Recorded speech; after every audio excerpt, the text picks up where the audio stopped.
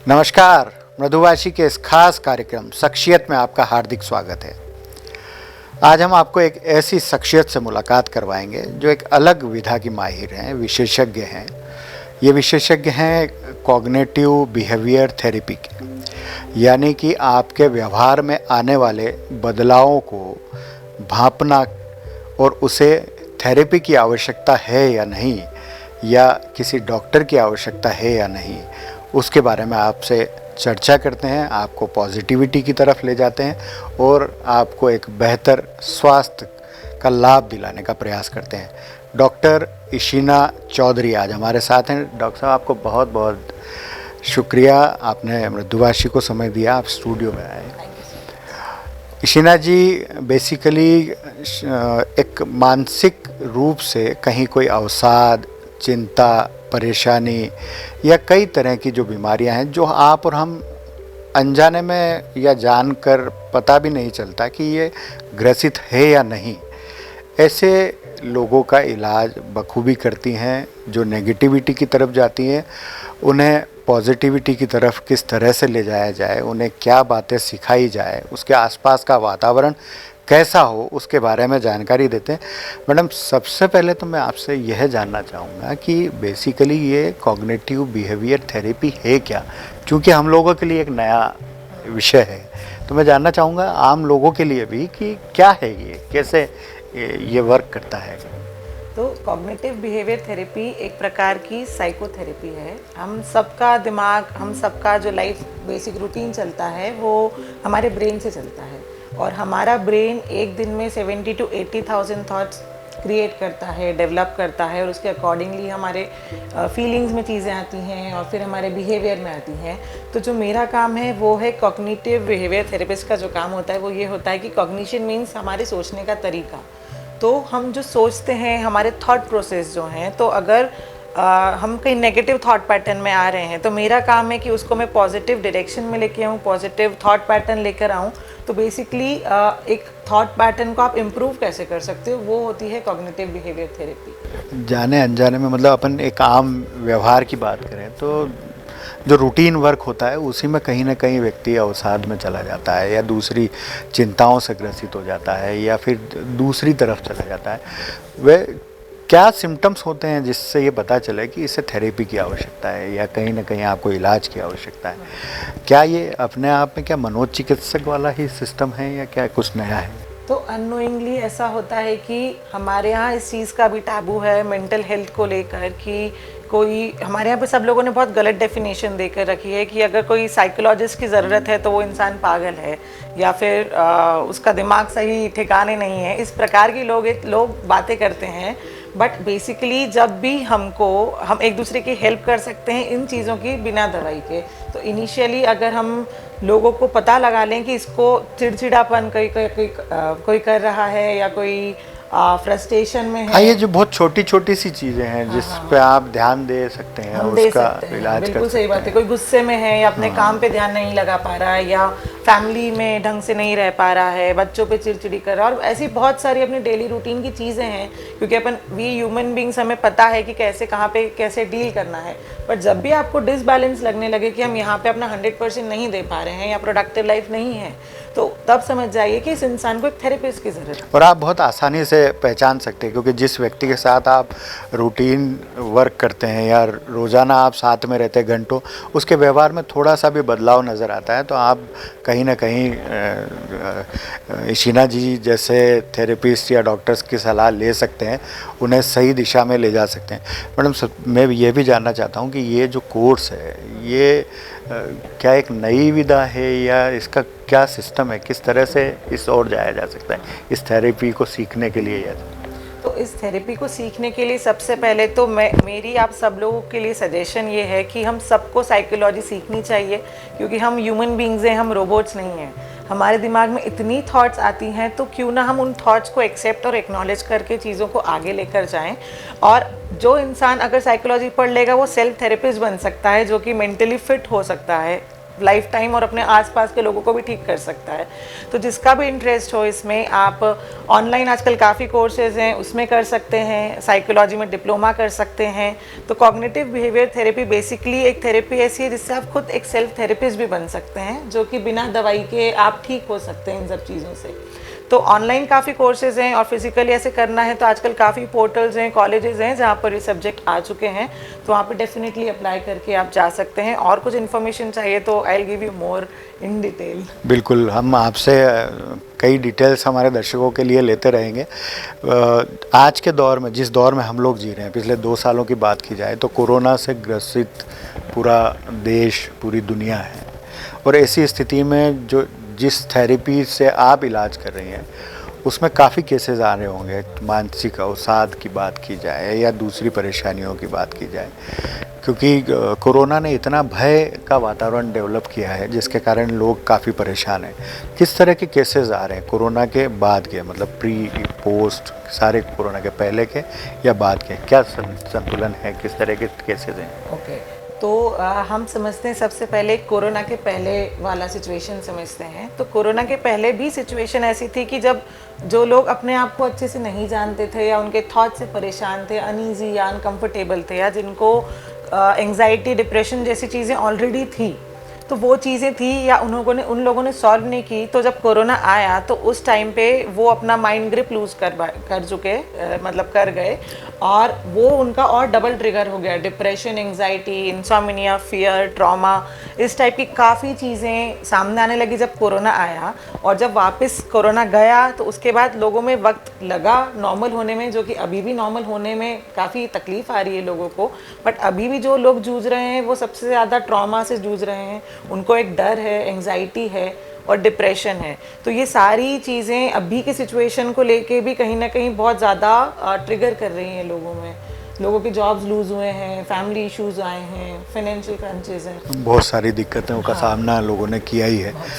इसका असर बच्चों में कितना पड़ा है मैडम? बच्चों में किस तरह के बिहेवियर में बदलाव है या दूसरे प्रभाव, वो केसेस किस तरह के आ रहे हैं आप लोगों के पास? अभी करीबन मेरे पास 70 to 80% जो केसेस आए हैं वो बच्चों के आए हैं।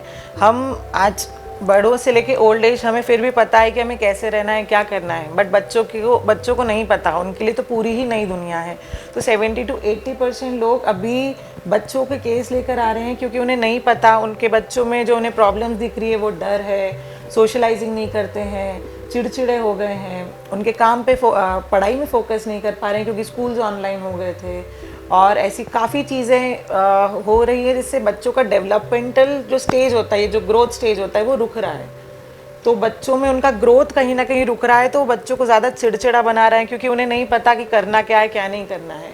तो बेसिकली मेरा सजेशन ये है कि जो उनके पेरेंट्स हैं, उनके टीचर्स हैं, बच्चों को उस ढंग से कंडीशनिंग दे, उस ढंग से उन्हें समझाएं कि कैसे क्या कर सकते हैं हम लोग, पढ़ाई कैसे करनी है, या थोड़ा सा उनको प्लेफुल माहौल में, उनको कंफर्टेबल जोन में कैसे लेके जाए ताकि उनके वापस से ग्रोथ स्टार्ट हो। क्योंकि यही वो समय है जब बच्चों का मानसिक विकास होता है, लोगों से मिलना जुलना सीखते हैं, अपना कॉन्फिडेंस डेवलप करते हैं। लेकिन वो बच्चे, इन 2 सालों में जो बच्चे जिन्हें KG या KG1 या KG2 में चले जाना चाहिए या फिर उसका ग्रोथ होना चाहिए था, वो नहीं हुआ।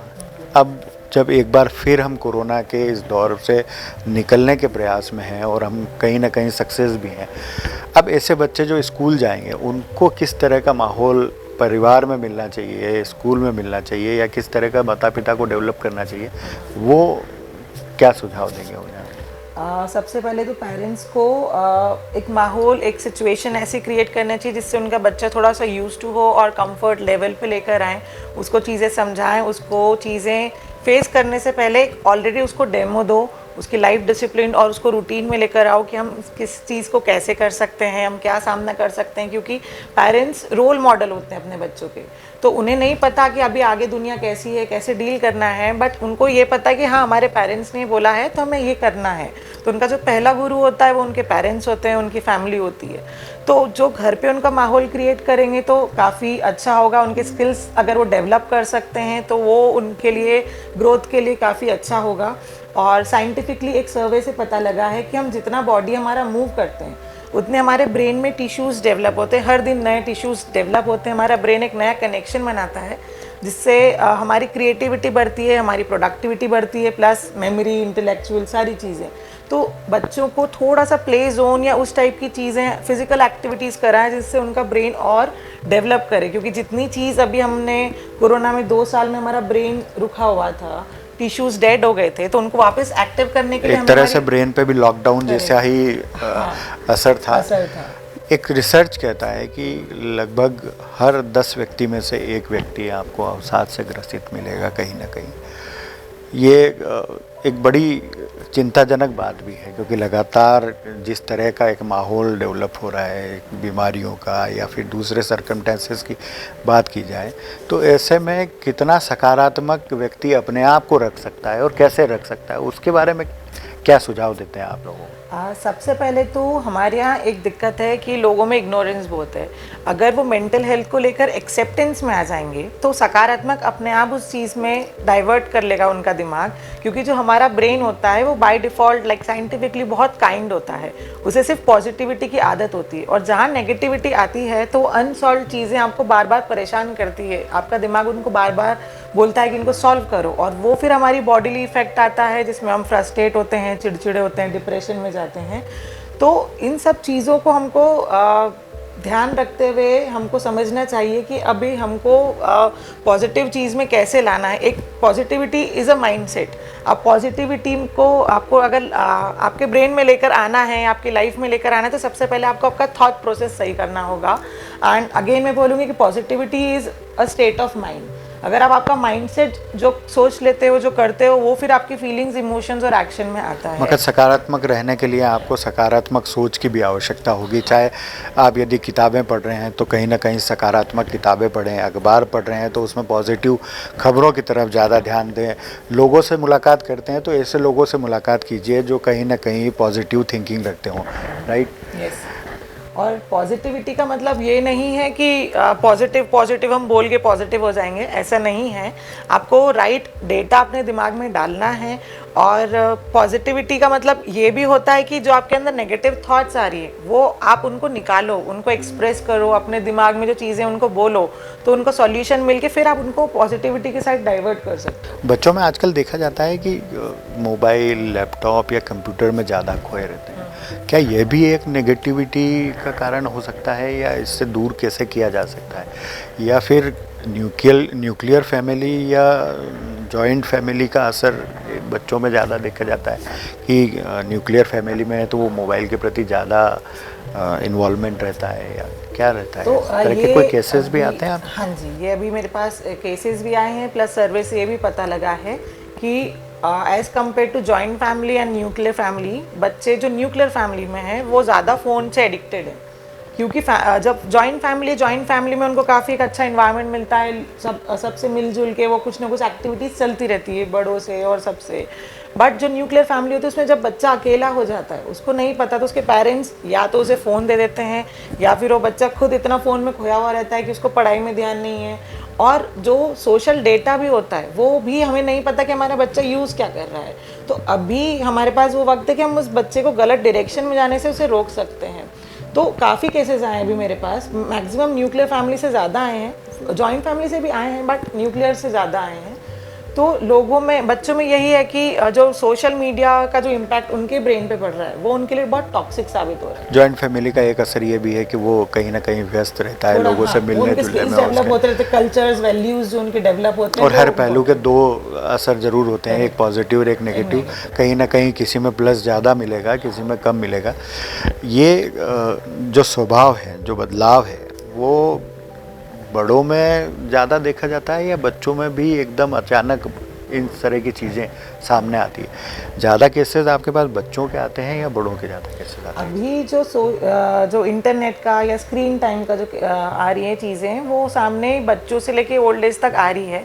क्योंकि अभी जो हमारे आसपास सिचुएशन थी, जो कोरोना था, उसमें सभी लोग दुनियादारी छोड़ के सब फ़ोन पे थे, क्योंकि उनके पास काफ़ी डेटा था फ़ोन। ठीक बात है। तो बच्चों के लिए मैं ये सजेशन देना चाहूँगी कि बच्चों को हम ऐसे समझ सकते हैं कि हम एक बीज बोते हैं, उसके बाद वो बड़ा होता है, फ्रूट्स देता है। तो अभी बच्चों का हमें ख्याल ठीक उस ढंग से करना चाहिए कि हम एक बीज पॉजिटिविटी का उनके दिमाग में बीज कैसे बोएं जिससे वो फर्टाइल, हम बीज बोते हैं फिर उसे फर्टाइल करते हैं, पानी देते हैं, हवा और उन सब चीज़ों से बचाते हैं। तो एक सेम हमारे अनुकूल वातावरण दिया जाए जिससे कि वो तो बेहतर। बच्चों का दिमाग भी सेम वैसा ही होता है। बड़ों का ये है कि बड़े समझदार हैं, उन्हें पता है कि क्या करना है क्या नहीं करना है, बट स्टिल चीज़ें इग्नोर करके एक्सेप्ट नहीं करते हैं एंड वो इग्नोरेंस में अपनी लाइफ खुद खराब कर रहे हैं। बिल्कुल। आज भी हम देखा जाए तो अभी भी कोविड के दौर में है, कहा नहीं जा सकता कि हम कोविड से दूर हो चुके हैं या कोविड ख़त्म कर चुके हैं। तो ऐसी स्थिति में जब हम कोविड से अभी भी लड़ रहे हैं तो कैसा वातावरण आपके आसपास होना चाहिए? हम पिछले 2 सालों का एक एक्सपीरियंस ले चुके हैं। अगली बार यदि कोई ऐसी स्थितियां बनती भी है तो क्या हमें अपने आप को किस वातावरण में डालना चाहिए? हमारे आसपास का वातावरण कैसा होना चाहिए? हमारे परिवार के लोग इस तरह की अवसाद में न ग्रसित हों, ऐसा क्या वातावरण डेवलप होना चाहिए? किस तरह से हमको बिहेव करना चाहिए? क्या होना चाहिए? क्या सुझाव देंगे आप हमारे दर्शकों को? सबसे पहले तो हमें एक सेल्फ रिस्पॉन्सिबिलिटी लेनी चाहिए, खुद की रिस्पॉन्सिबिलिटी खुद से। हमें आज ठीक होना है या हमें चीज़ें अपनी अलाइन करके लाइफ में सही डायरेक्शन में चलना है तो हमको खुद से रिस्पॉन्सिबल होना पड़ेगा कि हमें किस हिसाब से चीज़ें बनानी है और क्या किस डायरेक्शन में जाना है। तो सबसे पहले हमको एक राइट माइंड डाइट लेने की बहुत ज़रूरत है। राइट माइंड डाइट से मेरा मतलब है कि आप अच्छा देखो, अच्छा सुनो, अच्छा बोलो, अच्छे लोगों से मिलो, पॉजिटिविटी की ओर जाओ। जहाँ नेगेटिविटी आए उसको म्यूट कर दो या उसे इग्नोर कर दो। तो उससे आपकी जब राइट माइंड डाइट लोगे तो उससे आपका ब्रेन और फर्टाइल होगा, प्लस वो आपकी बॉडी पे भी पॉजिटिव इफेक्ट देगा क्योंकि ब्रेन हमारा डायरेक्टली बॉडी से जुड़ा है। तो जब आपका माइंड कमांड करता है तो आपकी बॉडी फॉलो करती है। तो सबसे पहले right mind diet is very important. Secondly nature से जुड़ो, जितना नेचर से जुड़ोगे उतना आपके माइंड को ऑर्गेनिकली बोल सकते हैं, नेचुरल तरीके से आपका दिमाग हील होता है। अगर आप स्ट्रेस में हो, डिप्रेशन में हो या एंग्जाइटी हो रही है, एक छोटे से वॉक पे निकल गए, उससे नेचुरली आपकी नेगेटिविटी काफ़ी रिलीज़ होती है। और थर्ड, मेडिटेट करना स्टार्ट करो। मेडिटेट हम बोलते हैं ना हमारे हिंदी में कि रामबाण चीज़ जो होती है, सब 100 चीज़ों का एक इलाज। तो मेडिटेशन बहुत ज़रूरी है, हमारे दिमाग को शांत रखना बहुत ज़रूरी होता है क्योंकि शांत दिमाग रखोगे तभी तो आप एक अच्छे डिसीजन मेकर बनोगे। तो ये सारी चीज़ें अगर हम करेंगे तो हमारा विल पावर, सेल्फ कॉन्फिडेंस बढ़ेगा। जब विल पावर और सेल्फ कॉन्फिडेंस बढ़ेगा तो आप दुनिया की कैसी भी चीज़ें आएंगी, बीमारियाँ आएंगी या नेगेटिव सिचुएशंस आएगी, एटलीस्ट आप अपने आप को इतना प्रिपेयर कर लोगे और रेडी कर लोगे कि आप उनसे डील कर सको, उनको फेस कर सको।